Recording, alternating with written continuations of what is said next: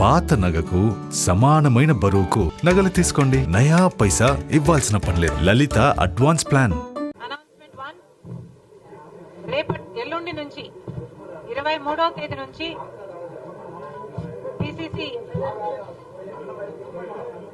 అధ్యక్షురాలిగా నేను 23 జిల్లాల పార్టీ కార్యకర్తలతో సమావేశం జరుగుతుంది. ఇది 9 రోజుల కార్యక్రమం. 23వ తేదీ నుంచి ఈ నెలంతా జనవరి 31 వరకు జరుగుతుంది. రోజుకు 3 జిల్లాలు చొప్పున ప్రతి జిల్లాకి వచ్చి ఆ జిల్లా కాడర్తో నాయకులతో మాట్లాడడం జరుగుతుంది. జాయినింగ్స్ చేసుకోవడం జరుగుతుంది. ఎలక్షన్స్ కి ప్రిపేర్ చేయడం జరుగుతుంది. Announcement number 2, Andhra Pradesh state incharge గా ఉన్న మణికం ఠాగూర్ గారు 24వ తేదీన ఇక్కడ ఈ విజయవాడ ఆఫీస్ నుంచి Congress party contestants, MLA contestants అయినా ఎంపీ కంటెస్టెంట్స్ అయినా ఈ కమింగ్ ఎలక్షన్స్ కోసము అప్లికేషన్స్ తీసుకోవడము మొదలు పెడతారు. ఫస్ట్ రోజు ఆయన ఉంటారు, ఇన్ఛార్జ్ గారు ఉంటారు. ఫస్ట్ కొన్ని అప్లికేషన్లు ఆయనే తీసుకోవడం జరుగుతుంది. So Congress party is officially opening the window for receiving applications for MLA and MP contestants in the 2024 elections. Thank you.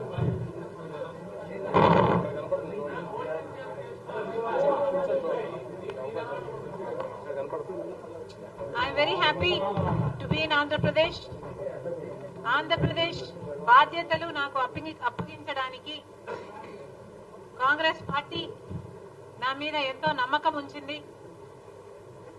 ఈ నమ్మకాన్ని వమ్ము చేయకుండా కాంగ్రెస్ పార్టీని బలోపేతం చేయడానికి రాజశేఖర రెడ్డి గారి చివరి కోరిక రాహుల్ గాంధీ గారు ప్రధానమంత్రి కావాలి అని ఇటీవల కాలంలో నాకు గట్టిగా ఈ అంశం పదే పదే గుర్తు రావడం, ఎందుకంటే మణిపూర్ లాంటి ఘటనల వల్ల మన దేశానికి బీజేపీ ఒక ప్రమాదమని, BJP is dangerous to our country అనేది నాకే కాదు చాలా మందికి అర్థమవుతున్న విషయం.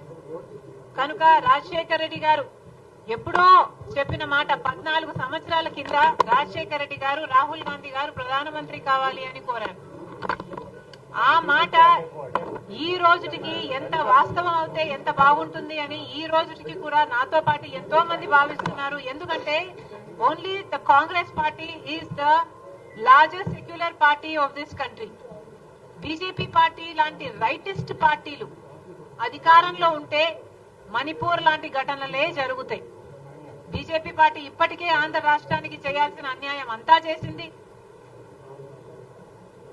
స్పెషల్ స్టేటస్ ఇవ్వకపోవడం అయితేనేమి, పోలవరం నెగ్లెక్ట్ చేయడం అయితేనేమి, అమరావతి విషయంలో చిన్న చూపు అయితేనేమి, వైజాగ్ స్టీల్ ప్లాంట్ ప్రైవేటైజేషన్ అయితేనేమి, సంవత్సరానికి 2 కోట్ల ఉద్యోగాలని చెప్పి మోసం చేయటం అయితేనేమి, రైతులకి ఆదాయం రెట్టింపు చేస్తామని చెప్పి రైతులని మోసం చేయడం అయితేనేమి, ఇలా 1 కాదు 2 కాదు అన్ని విషయాలలో బీజేపీ పార్టీ ప్రజలకు, ముఖ్యంగా ఆంధ్ర ప్రజలకు ఇంకా ఎక్కువ అన్యాయం చేసింది. ఎందుకంటే స్పెషల్ స్టేటస్ మనకు వచ్చునుంటే ఆంధ్రప్రదేశ్ నిజంగానే ఎంతో అభివృద్ధి చెందుతుంది.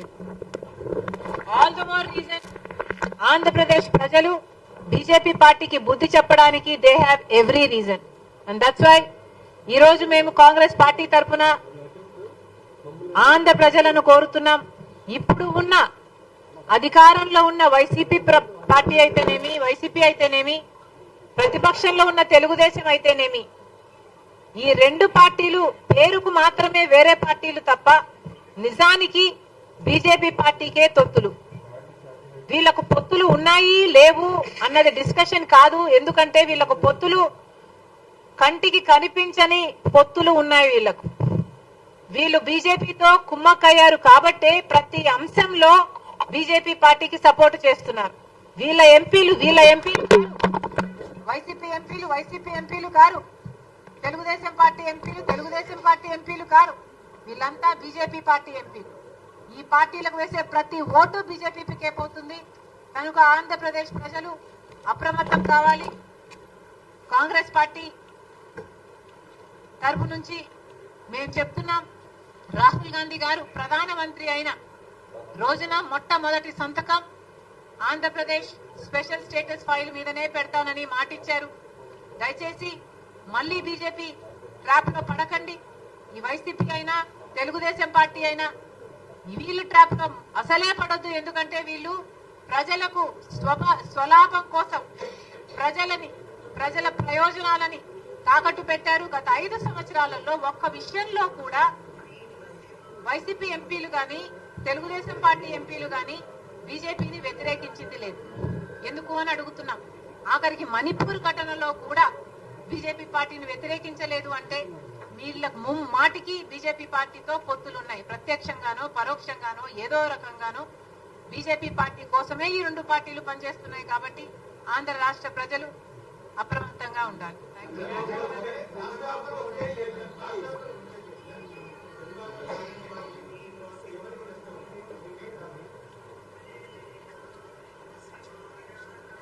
ఆంధ్ర రాష్ట్ర ప్రజలు మాకు ముఖ్యం. ఆంధ్ర రాష్ట్ర ప్రజల కోసమే ఈరోజు కాంగ్రెస్ పార్టీ ఇంత పెద్ద కమిట్మెంట్ చేత ఏపీకి స్పెషల్ స్టేటస్ రావాలని రాహుల్ గాంధీ మనసులో ఎంత నాటుకుపోకపోతే మొదటి సంతకం అది పెడతాను అని మాటిచ్చాడు.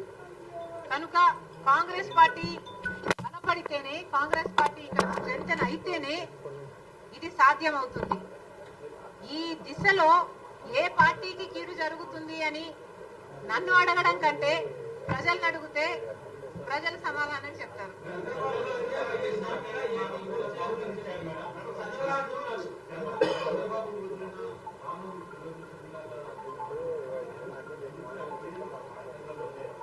జగన్ వదిలిన బాణంగా మీకు చెప్పుకోవడం మీకు అభ్యంతరం లేదు, కానీ ఇంకొకరు వదిలితే బాణం మీకు బాధ అయిందా?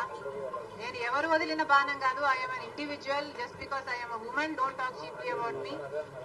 A woman is capable of deciding for herself. I have made a conscious choice to work for the Congress party because Rajshekar Reddy gari final dream was to make Rahul Gandhi the Prime Minister. అసలు నిజానికి రాహుల్ గాంధీ ప్రధానమంత్రి కావాలి అని మొట్టమొదట ఆలోచన చేసి కోరిందే రాజశేఖర్ రెడ్డి గారు.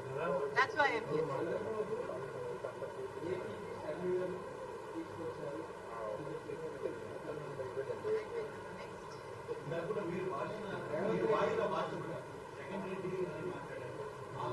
జగన్ రెడ్డి గారు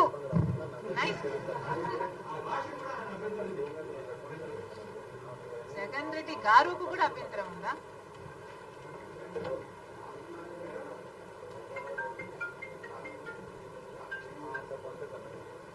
అక్కడ ఒక నియంతను దింపింది రాజశేఖర్ రెడ్డి బిడ్డ. తెలంగాణ రాష్ట్రంలో ఒక నియంతను గద్దె దింపింది రాజశేఖర్ రెడ్డి బిడ్డ. ఈరోజు రాజశేఖర్ రెడ్డి బిడ్డ తెలంగాణలో పాదయాత్ర చేసింది కాబట్టి, ప్రతి నియోజకవర్గంలో తిరిగింది కాబట్టి, ప్రతి నియోజకవర్గంలో ప్రజా వ్యతిరేక తీరుని ఎండగట్టింది కాబట్టి, అక్కడ అంత యాంటీ ఇన్కంపెన్సీ క్రియేట్ అయింది కాబట్టి ఈరోజు ప్రజలు కాంగ్రెస్ వైపు చూశారు. ఆ బలం నాకు లేకపోయినా ఇంకొకరికైనా ఉంది అని పెద్ద మనసు చేసుకుని నేను చేసిన త్యాగం వల్ల ఈరోజు ఒక నియంత అధికారంలో లేడు.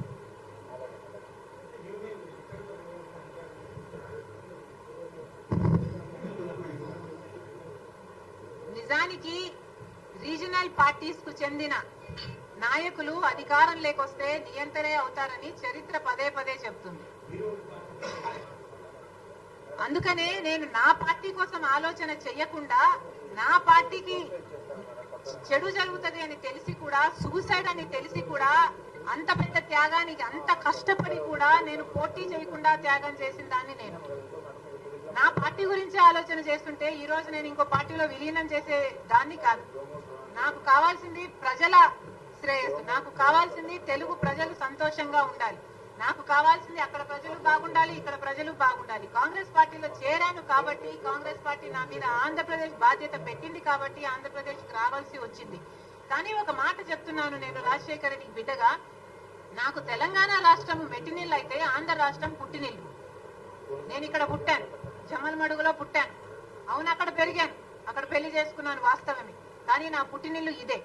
ఈ రోజు రాజకీయ సినారియోలో ఎవరికైనా, ఏ మహిళకైనా, ఏ మనిషికైనా 2 చోట్ల పని చేసే హక్కు ఉందా అని మీరు ఎత్తుకుంటే probably I'm the only one.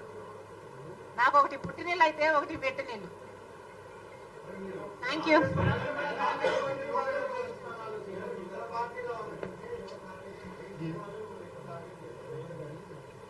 ఎవరికి ఎక్కువ భయం ఉంటే వాళ్ళని ఎక్కువ టార్గెట్ చేస్తారు. ఇందులో విచిత్రం ఏముంది? కాంగ్రెస్ పార్టీ మొత్తం 175 సీట్స్ లో కంటెస్ట్ చేస్తుంది. మొత్తం అన్ని ఎంపీ సీట్స్ లో కూడా కంటెస్ట్ చేస్తుంది. ఈ అప్లికేషన్స్ ఓపెన్ కావడం 24వ తేదీ. మణికం ఠాగూర్ గారు ఫస్ట్ అప్లికేషన్ 24వ తేదీ తీసుకోవడం జరుగుతుంది. Thank you.